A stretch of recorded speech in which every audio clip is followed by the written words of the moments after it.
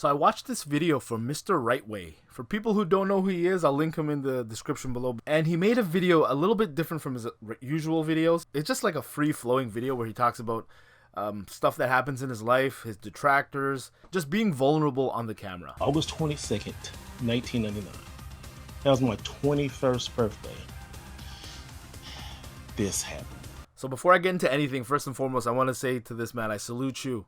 I have respect for what you did, what you sacrificed for your country. So I'm going to approach my reaction or my response to this video as if I'm talking to my friend, as if I'm talking to like Lester or something.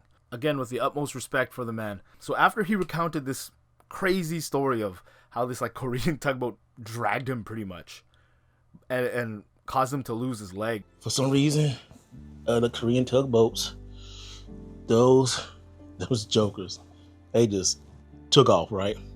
As soon as they took off, this rope that we was pulling jumped out of everybody's hands and took off like this hole about this big, right?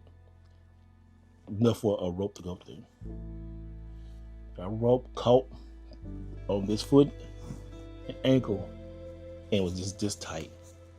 And I was being drugged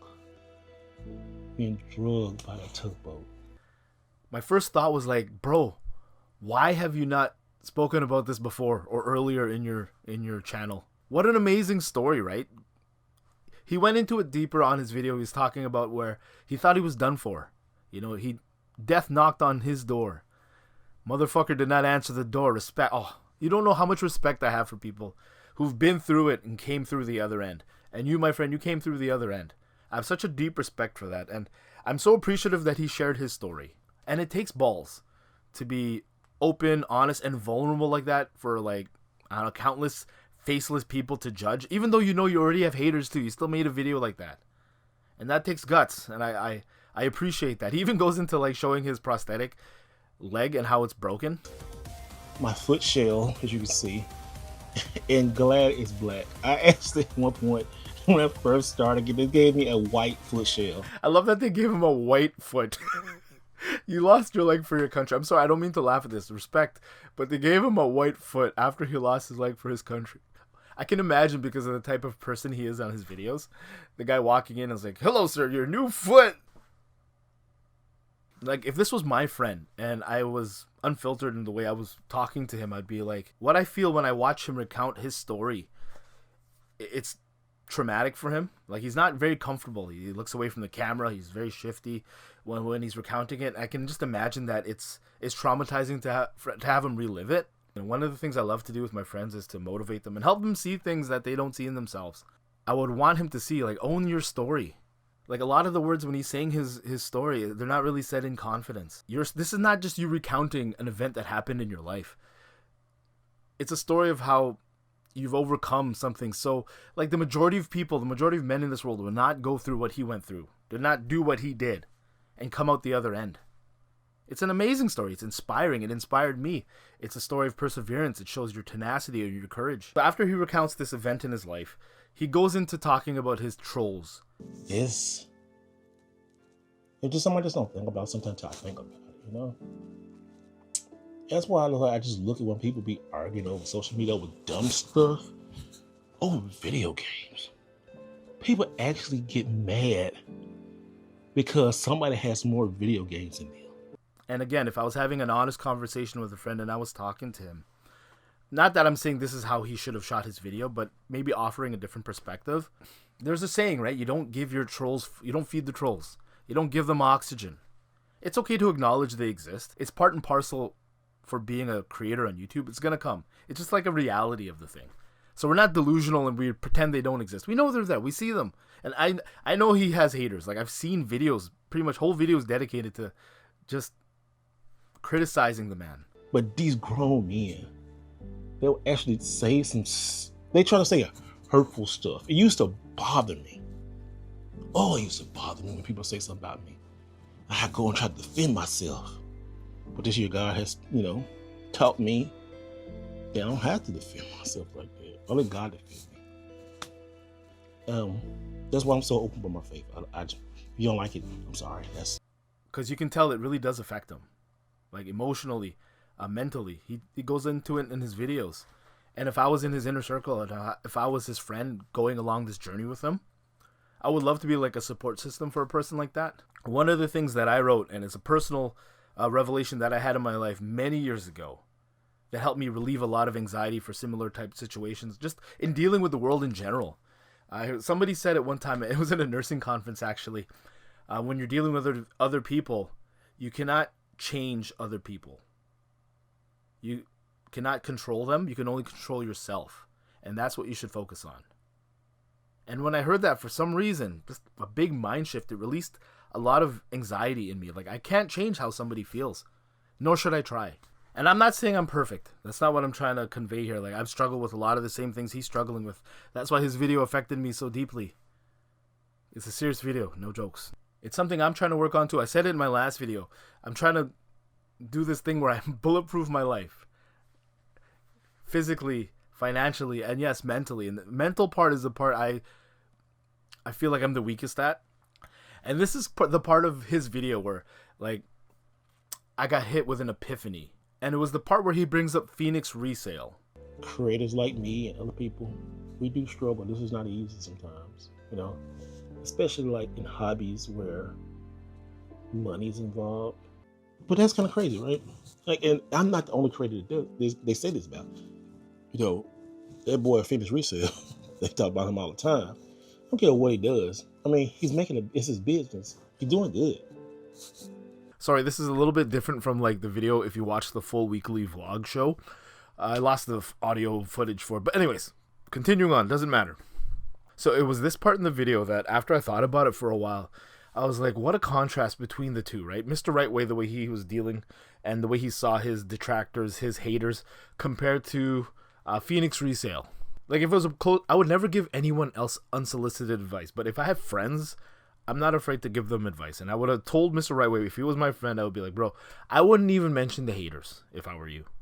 Right? You're just going to give them oxygen. You're giving them the satisfaction of knowing that what they are doing is affecting you. Even though you're saying it doesn't affect you, you're kind of changing the content you're making as a reaction to them. Because I feel like this video that he shot here, Mr. Right Way, was a reaction to his haters. Now, contrast that with Phoenix resale. Yes, in his videos, he kind of does mention he has haters, but it doesn't really ever affect the type of videos he's shooting. Like, he doubles down. The more that his haters say Phoenix resale is ruining the market, ruining the supply, yada yada yada, Phoenix resale is still doubling down and making the same videos over and over and over again. And after I thought about it for a while, there was one big, I think, glaring difference between the two, between Mr. Right Way and Phoenix resale. So that's why I'm so thankful that Mr. Right Way made this video. Aside from just his inspiring story, it got me thinking. Phoenix resale had a plan, he had a mission, and over the years you've seen it unfolding in front of your eyes, in front of his detractors' eyes. I feel like Phoenix resale doesn't even have the time to respond to his haters.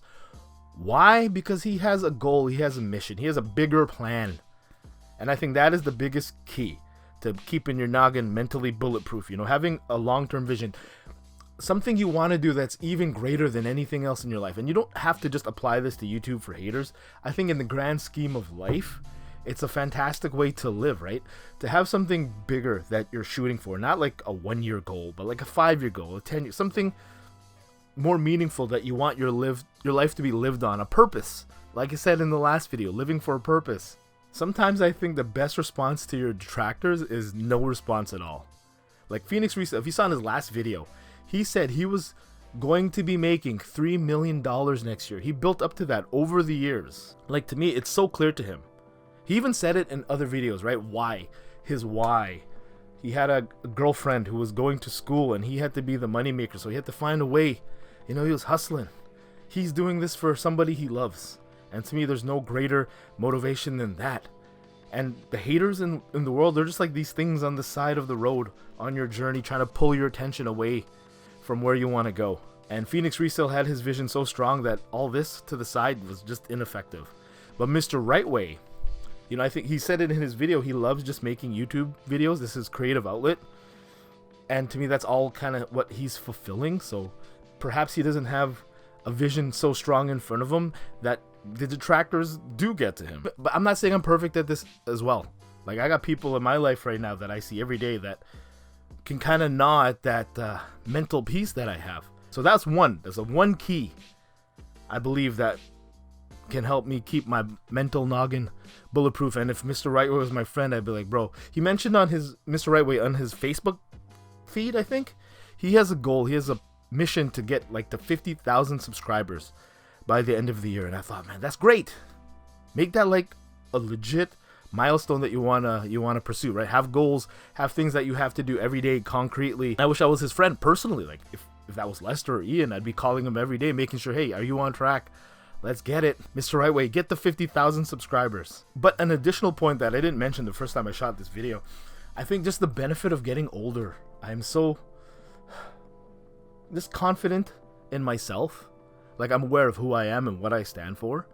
That, like, back in the day, if you called me gay, we'd probably have an interaction. Because I'd be, like, trying to defend my honor. But nowadays, you know, I have a family here, I have kids, I have a beautiful wife. And that's just the benefit of age. I'm so confident in myself that if you called me some sort of homophobic slur, I'd be like, whatever. Cool. Like, Lester still loves me, Ian still loves me, my wife, my kids look up to me. They're depending on me to be straight and provide. I don't have time for that. Sure, whatever. You don't matter to me.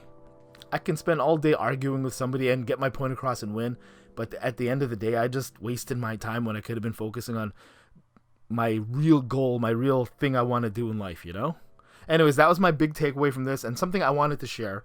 I wanted to thank Mr. Rightway for having the courage to be so vulnerable in his video and bring up such a topic. That's why I love YouTube, for something like this, to explore topics. All of us are flawed. None of us are perfect. And I'm not saying what I'm saying is right. I'm just offering perspective. Thank you, Mr. Rightway. Salute to you, my friend. I watch your videos. I enjoy seeing the joy that video games brings to your life. And I just wanted to put this out there as kind of a supportive thing. You know, it's meant to be positive, not criticizing the way you shot your video at all. And if I'm ever in Houston, my sister lives there, actually. I'd love to come visit you, have a cup of coffee. God bless you, my friend. Peace. Take care, everybody out there. For the haters out there, get out of the hole. Don't be a troll. Queen 8. Peace. Take care of yourselves and each other.